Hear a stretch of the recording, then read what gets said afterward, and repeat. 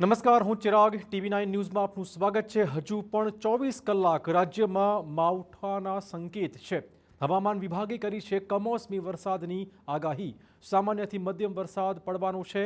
સૌરાષ્ટ્ર સહિત મધ્ય ગુજરાતમાં વરસાદ માટેનું અનુમાન જાહેર કરાયું છે। વીજળીના કડાકા ભડાકા સાથે માવઠું શક્ય છે। 35 થી 45 કિલોમીટરની ઝડપે ફૂંકાઈ શકે છે પવન। વેસ્ટર્ન ડિસ્ટર્બન્સ અને સાયક્લોનિક સર્ક્યુલેશનના કારણે વરસાદી માહોલ જોવા મળશે। साइक्लोनिक सर्कुलेशन है 0.9 किलोमीटर मीन्स लेवल पे। इनके प्रभाव से हम आज उम्मीद कर सकते हैं कि सौराष्ट्र कच्छ में और गुजरात रीजन में isolated rain, light to moderate rain और साथ में thunderstorm with 30 to 40 kilometre per hour की हवा के साथ उम्मीद कर सकते हैं। 7મી એપ્રિલે આવશે કમોસમી વરસાદનો બીજો રાઉન્ડ। હવામાન વિભાગે કરી છે ચિંતા વધારતી આગાહી। 7મી એપ્રિલે પણ આવશે એક વેસ્ટર્ન ડિસ્ટર્બન્સ। 7 એપ્રિલના કચ્છ ઉત્તર ગુજરાતમાં વરસાદની આગાહી કરવામાં આવી છે।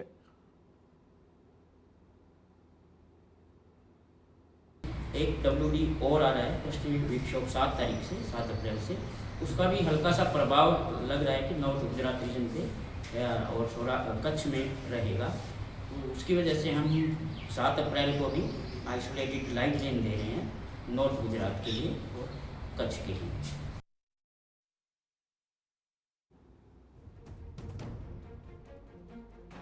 તો એપ્રિલ મહિનામાં અષાઢી માહોલ જોવા મળી રહ્યું છે અને હજુ પણ 7મી એપ્રિલે વધુ એક માવઠું પડશે તેવી શક્યતાઓ છે।